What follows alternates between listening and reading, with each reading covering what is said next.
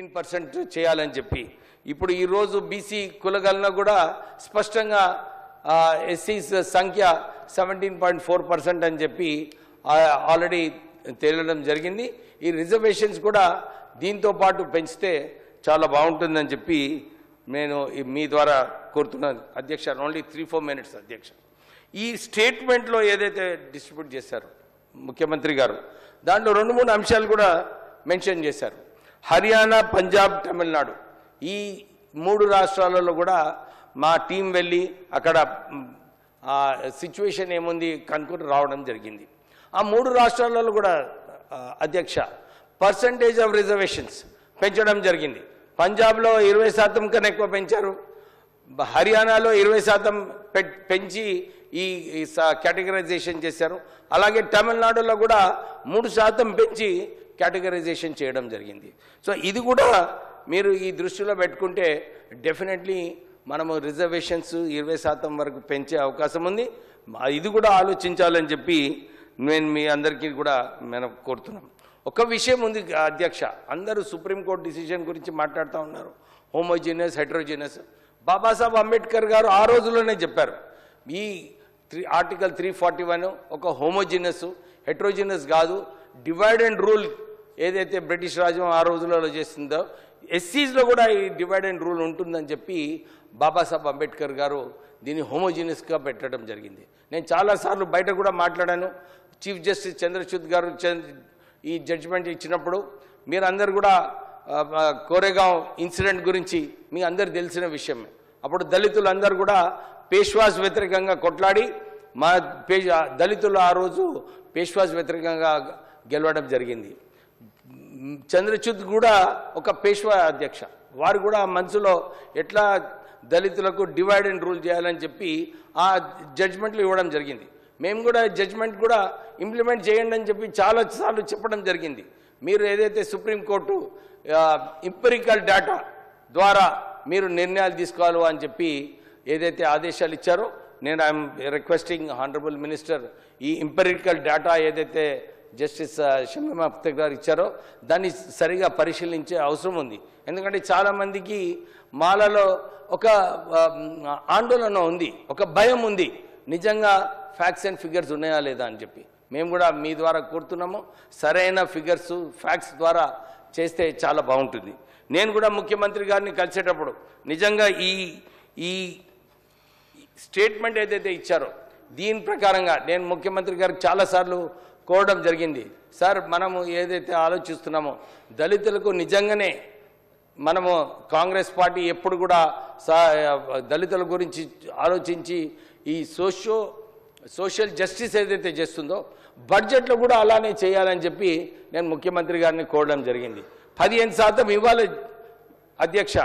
మా legislative affairs minister గారు ఉన్నారు, మీరు కమ్యూనికేట్ చేయాలి బట్టి గారికి.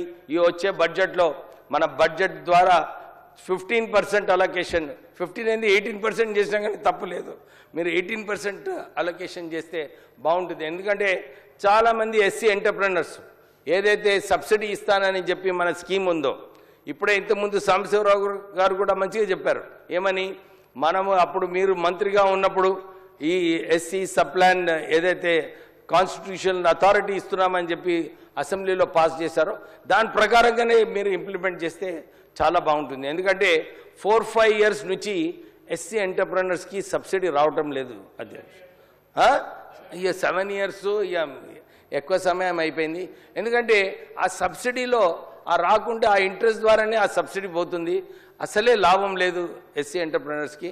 నేను ఇంతకుముందు కూడా అప్పుడు టీఆర్ఎస్ హయాం ఉన్నప్పుడు కూడా అప్పుడు వారికి రిక్వెస్ట్ చేయడం జరిగింది, డిమాండ్ చేయడం జరిగింది. అన్ని కాంట్రాక్ట్స్లో కూడా ఎస్సీస్కి 15% వాటా ఇవ్వాలని చెప్పి ఆ రోజుల్లో చెప్పడం జరిగింది. అప్పుడు ఒక ప్రపోజల్ పోయింది అధ్యక్ష, అప్ టు 3 crores ఎస్సీ కాంట్రాక్టర్స్కి ఇరిగేషన్ ప్రాజెక్ట్స్లో ఇతర ప్రాజెక్ట్స్లో ఇవ్వాలని చెప్పి నోటు పోయింది, కానీ దాన్ని ఇంప్లిమెంట్ చేయలేదు అధ్యక్ష. అది చేసే అవసరం ఉన్నది, మన కాంగ్రెస్ ప్రభుత్వం ఉంది, ఇది డెఫినెట్లీ మనము ఇంప్లిమెంట్ చేస్తే బాగుంటుందని చెప్పి మీ అందరు కోరడం జరుగుతుంది. ఇంకో విషయం అధ్యక్ష, చేవెళ్ళ రెజల్యూషన్ ఏదైతే ఉందో దాంట్లో స్పష్టంగా మాలా మాదిగా కార్పొరేషన్స్ స్థాపించాలని చెప్పి మన శ్రీధర్ బాబు గారు మేనిఫెస్టోలో పెట్టడం జరిగింది. శ్రీధర్ బాబు గారు కొద్దిగా ఇది ఇంపార్టెంట్ మాకు, మాలా మాదిగా కార్పొరేషన్ ఎట్లా తొందరగా స్థాపించండి. ఎందుకంటే ముఖ్యమంత్రి గారు మొన్న ఎలక్షన్లో కూడా ప్రామిస్ చేశారు, నేత కాని కార్పొరేషన్ కూడా నేను స్థాపిస్తామని చెప్పి. ఈ ఫిగర్స్లో కూడా పాపులేషన్ ఫిగర్స్లో కూడా స్పష్టంగా కనబడుతుంది నేత కాని థర్డ్ లార్జెస్ట్ కమ్యూనిటీ అని చెప్పి. సో 3 కార్పొరేషన్స్ కూడా ఇంకా సమయం, ఎందుకంటే లాస్ట్ టైం అడిగినప్పుడు ముఖ్యమంత్రి గారు అన్నారు లేదు ఇప్పుడు కొంచెం బిజీగా ఉన్నాము తొందరగానే చేస్తామని చెప్పి వారు మాట ఇవ్వడం జరిగింది. ముఖ్యమంత్రి గారు కూడా ఇది దృష్టిలో పెట్టుకొని ఈ వచ్చే బడ్జెట్లో అనౌన్స్ చేయాలని చెప్పి నేను కోరుతున్నాను. వన్ మోర్ పాయింట్, అరే 2-3 పాయింట్స్ కూర్చునే దళితుల కోసం మేము మాట్లాడుతున్నాం, మా సమయం ఇవ్వండి.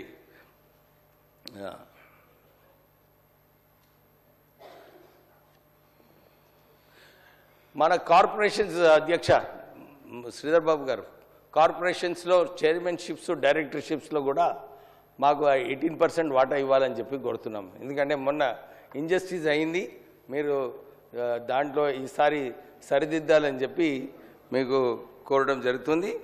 ఇంకా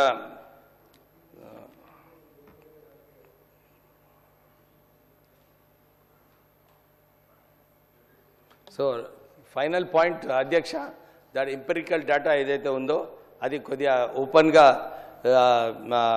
అనౌన్స్ చేస్తే, మాకు కూడా రిపోర్ట్ ఇస్తే చాలామందికి ఏదైతే భయం ఉందో దాన్ని క్లారిఫికేషన్ చేసేది ఉంది. డెఫినెట్లీ మళ్ళీ రిజర్వేషన్స్ 18% చేయాలని చెప్పి మళ్ళీ ఒకసారి కోరుతూ ముగిస్తున్నాను. Thank you very much.